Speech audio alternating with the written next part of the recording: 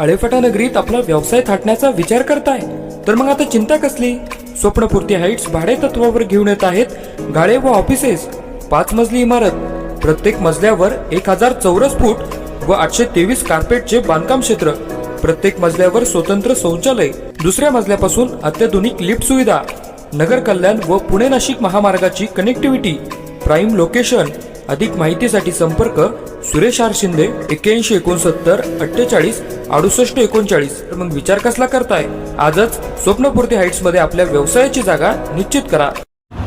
जिल्हा परिषदेच्या निवडणुकीची रणधुमाळी जोरात आहे. सध्या अंतिम टप्प्यात जरी म्हटलं तर वावगं ठरणार नाही. 2 दिवस अजितदादांच्या दुखवट्यामुळं 2 दिवस निवडणुकीचा प्रचार शांत झाला आणि मतदानाचं किंवा निकालाची मुदतही वाढली. मतदान 5च्या ऐवजी 7 तारखेला आणि निकाल 7च्या ऐवजी 9 तारखेला झाला आहे. इथं आपण आने पठार भागावर आहे. आने पठार भागावर जे बबनराव शिंदे म्हणून जे ओळखले जातात, खरं तर त्यांचं मत जाणून घेऊ नक्की काय त्यांच्या मनात चाललं आहे. नमस्कार. काय सांगाल, पठारावर काय अवस्था आहे? पठारावर दोन्ही उमेदवार चांगले आहेत आमचे. आता माझ्या नात्यातलेच आहे, त्याच्यामुळं मला कोणाचीच बाजू घेता येत नाही. पण दोन्ही नात्यातले म्हणजे एक राष्ट्रवादीवाला तुमच्या राष्ट्रवादीवाला आहे नात्यातला आणि शिवसेनेवाला आहे नात्यातला आहे आणि दोघंही मित्र आहे माझे. पण परिस्थिती अशी आहे का शेवटच्या 2 दिवसामध्ये जो निकष लावून बुवा जो पळेल आणि त्याचं जर हे राहील त्या दृष्टिकोनातून तो चढ जाईल. आणि याच्यात असं आहे का ज्यावेळेस आपण निवडणूक डिक्लेअर होते, उमेदवार ठरले जातात, त्याच्यातले बहुतांश जवळजवळ माझ्या आजपर्यंतच्या 1997 सालापासूनच्या अनुभवानुसार निवडणूक ही मतदारांनी ठरवलेली असते का कोणाला मत द्यायचं आहे. त्याच्यात ते 10 ते 12% मतदार जे असतात ते व्हायबल असतात, ते इकडेही नसतात तिकडेही नसतात.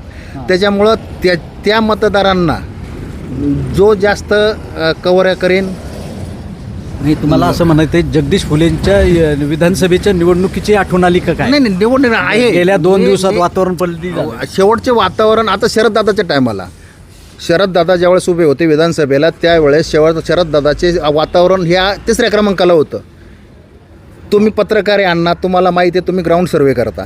काय होतं का नव्हतं? होतं. शेवटच्या 3 दिवसात असं काय झालं का ते पलटी झालं. ते सामान्य जनता ते विचार करून हे करते. तसंच ह्या पठार भागाचं हेच आहे.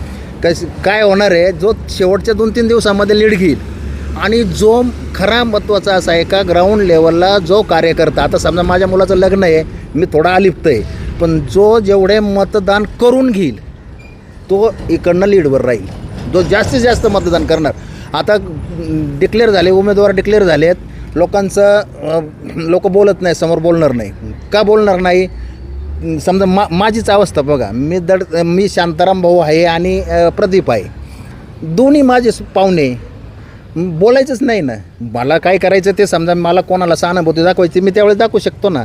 पण अशी इथं परिस्थिती पठाराची ही अतिशय हे जसं पठारावरच्या लोकांना जे मतदारांना खरंच आता मेंदूला कस लागणार असं 100% कस लागणार आहे ना. आणि त्याच्यात आहे ना ठरलेलं आहे मतदारांचं जवळजवळ 80% ते 85% मतदारांचं हे ठरवून झालेलं आहे.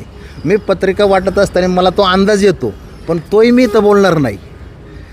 पण परिस्थिती त्याच्यातल्या त्यात राहिलेले जे मतदार आहे ते फक्त कोण जास्त उचलतो, मतदान कोण जास्त करून घेणार याच्यावरती पठारावरनं लीड घेणार उमेदवार असेल. मग जो कोणी असेल त्याचा समजा प्रदीपने केलं, प्रदीपला फायदा होईल.